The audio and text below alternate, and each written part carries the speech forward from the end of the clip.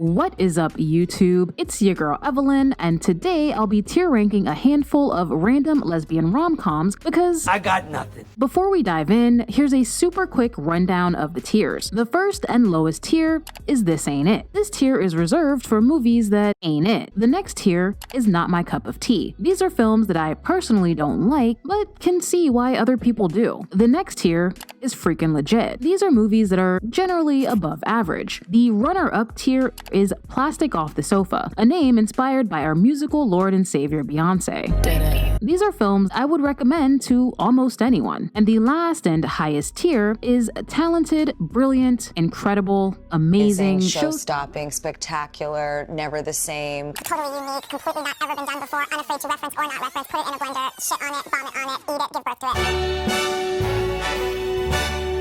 Because I love controversy, I'm a little messy. we're kicking things off with Kissing Jessica Stein, a movie about a bisexual who's not really a bisexual, but, well, You know how you'll react to everything. Pretty much, yes.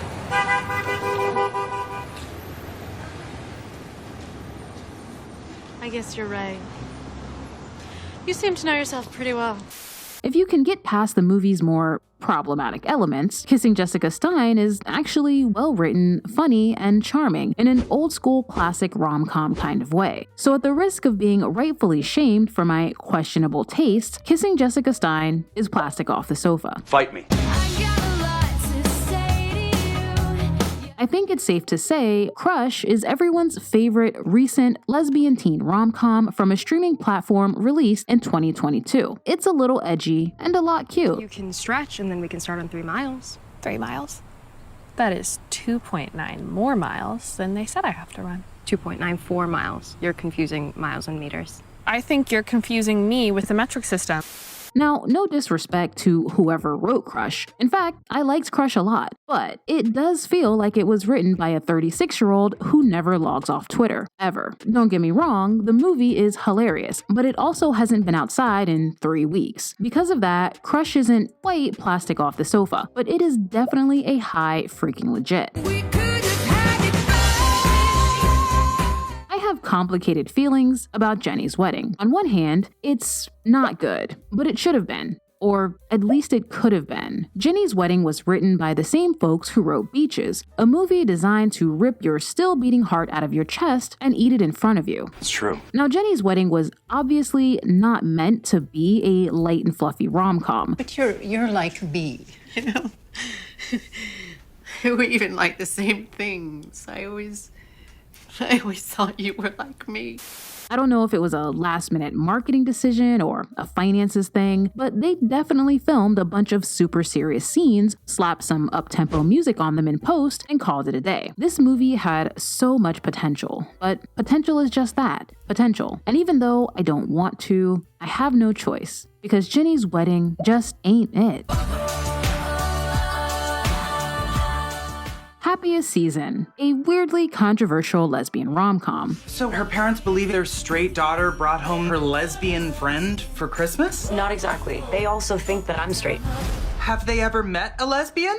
The movie itself is fine. It's cute, it's funny enough, and yes, the entire plot is the result of a toxic woman setting up her partner for failure, and the whole thing could have easily been avoided by a simple conversation, like most movies, and books, and plays, and operas. Anywho, Happiest Season is fine. One might even say it's freaking legit.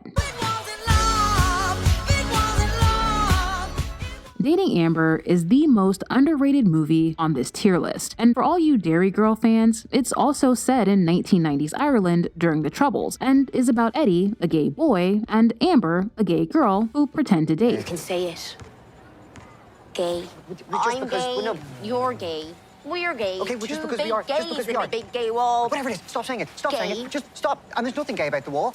And even though Eddie is the main character, Amber is a very strong secondary main character. She has her own backstory, she gets her own romantic interest, and she's in the movie almost as much as Eddie. I love this movie. I laughed, I cried way more than I expected to. Dating Amber is easily a strong Plastic Off the Sofa, and the only reason it's not higher is because it's more coming of age than strict rom-com. Gray Matters is a slightly creepy rom-com about a brother and sister who should probably just and get it over with. Now, I know what you're thinking. Evelyn, please stop making incest jokes. What the hell is wrong with you? Gray Matters is an aggressively mediocre movie about a woman who realizes she's gay when she falls for her brother's new wife. It's not particularly funny or romantic. Rachel Shelley is in it though, so that's something. Gray Matters isn't a bad movie, it just wasn't my cup of tea. There's a stranger in my house.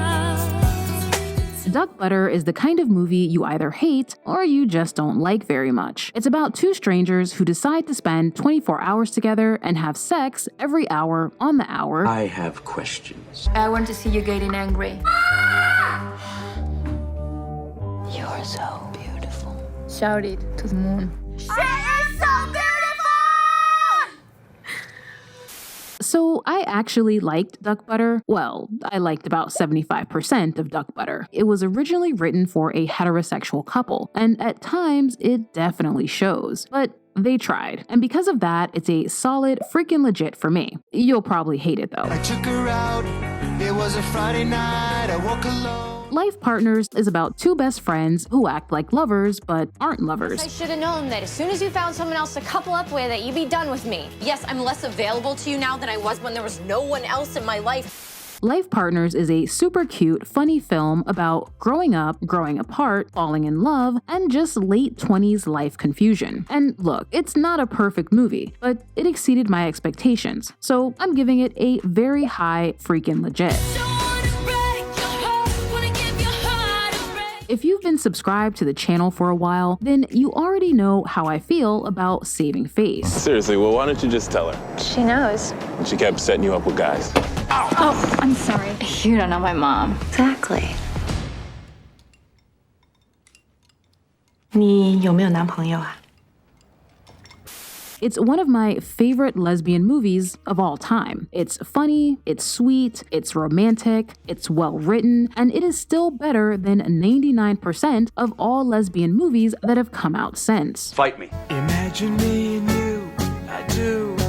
I love Imagine Me and You. You love Imagine Me and You. We all love Imagine Me and You. And I really want to put it in the highest tier, but I cannot get over the somewhat shaky morals of this movie. Now, you guys know, your girl's no prude. If anything, I need Jesus and an exorcism. But Homegirl is in the process of planning her own wedding and purposefully, intentionally, on purpose, hires a florist she has a romantical crush on. Why would you do that? And look, I do understand. She didn't technically know she was gay yet. And also, Cersei is ridiculously hot. It's not right, but it's so. Well, I'm off to join a convent now. Before I go, Imagine Me and You is definitely superior plastic off the sofa.